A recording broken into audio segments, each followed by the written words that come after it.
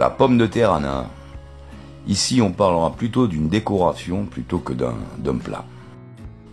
Les pommes de terre sont épluchées et lavées, puis coupées en très fines lamelles.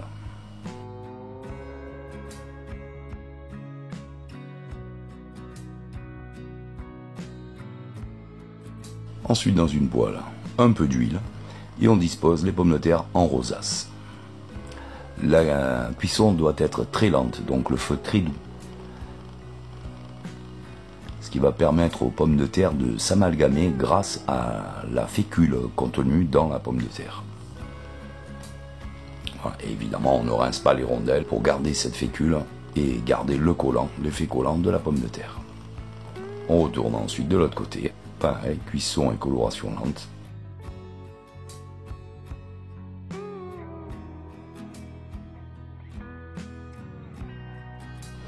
Voici ici un autre exemple avec des rondelles de pommes de terre beaucoup plus serrées. On voit qu'au terme de la coloration, les pommes de terre collent entre elles grâce à la fécule toujours.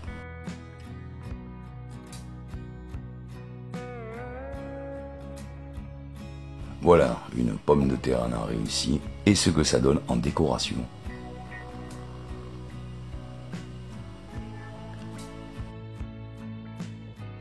L'omelette de pommes de terre.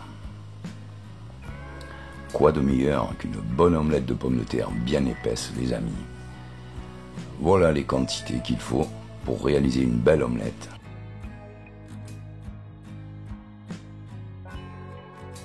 On bat tout d'abord les œufs avec la plus grande partie du sel. Voilà, la poêle de 28 à 30 cm. On met généreusement de l'huile. Quand elle est chaude, pas trop, on envoie les pommes de terre et on va faire rissoler et colorer les pommes de terre à feu moyen. Il faut que ça aille doucement.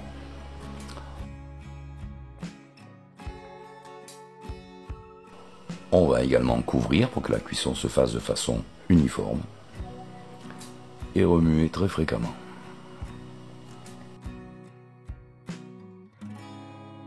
On va rajouter le sel supplémentaire, les 2 grammes,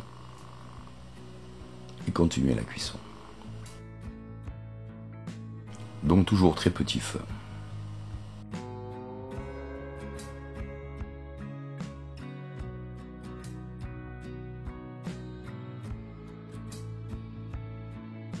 Voilà.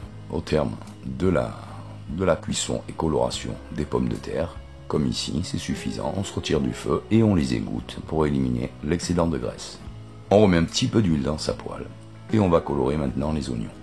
On va à petit feu aussi, on va leur assurer une petite coloration caramel qui va parfumer également l'omelette.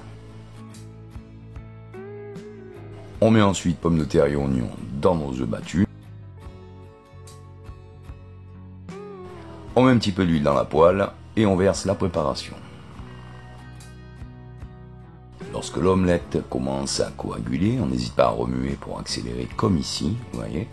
On casse pas l'omelette, elle se reforme toute seule. Alors très petit feu, on couvre quelques instants et quand le centre, comme ici, commence à gonfler et laisse évaporer un peu de fumée, on va passer 4 minutes au four à 140 degrés. L'omelette sera alors assez prise pour être retournée. On s'assure qu'elle ne colle pas. On pose un plat de même dimension ou légèrement plus grand que la poêle dessus. Et on retourne d'un geste rapide.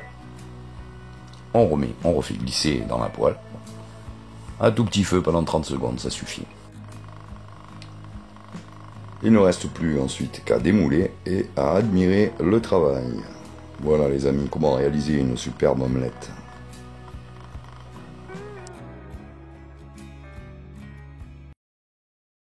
Les pommes de terre rissolées au four. Voici nos ingrédients pour vous donner une direction. On commence par éplucher les pommes de terre évidemment, puis on va les couper en cubes moyens. Qu'on va mettre dans de l'eau.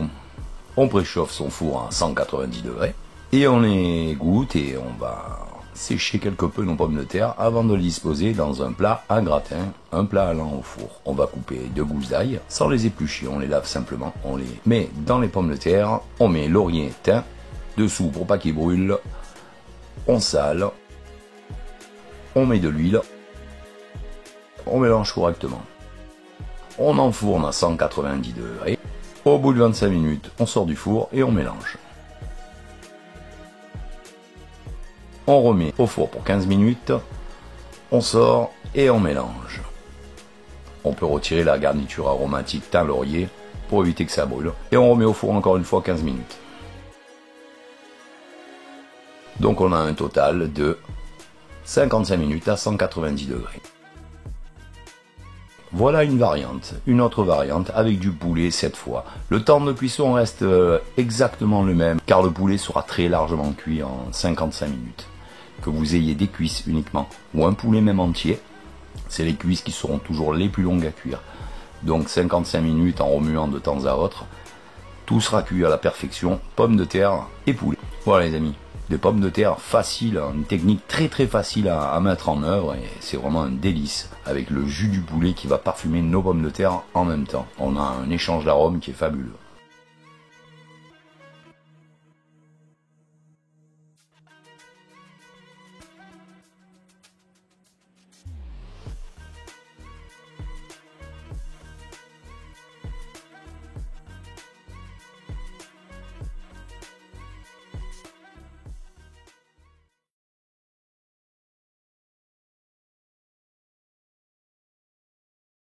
La pomme de terre de variété Binge est une bonne pomme de terre pour la frite. On va tout d'abord éplucher donc nos pommes de terre et les laver dans de l'eau. Et nous allons passer à la coupe.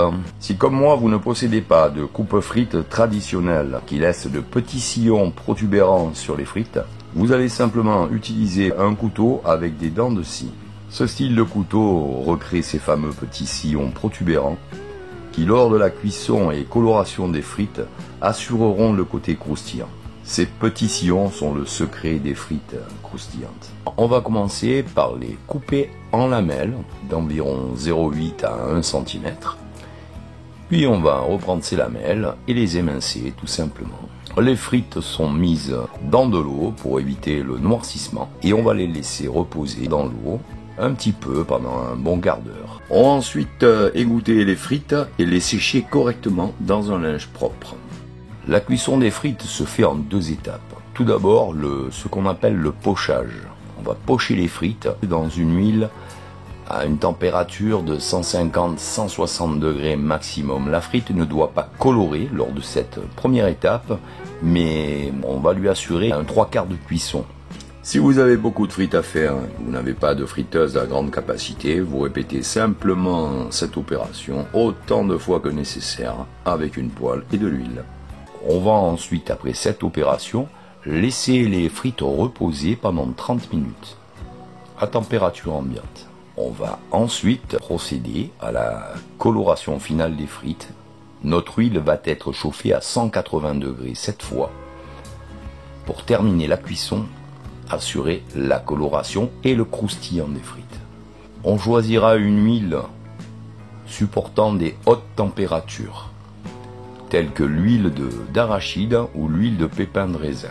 La tradition veut que l'on fasse les frites dans de la graisse de bœuf, très dur à trouver de nos jours. On se rabat donc sur des huiles que je viens de vous citer qui supportent des températures plutôt élevées et totalement adapté à la friture des pommes de terre. Il n'y a pas de temps préconisé.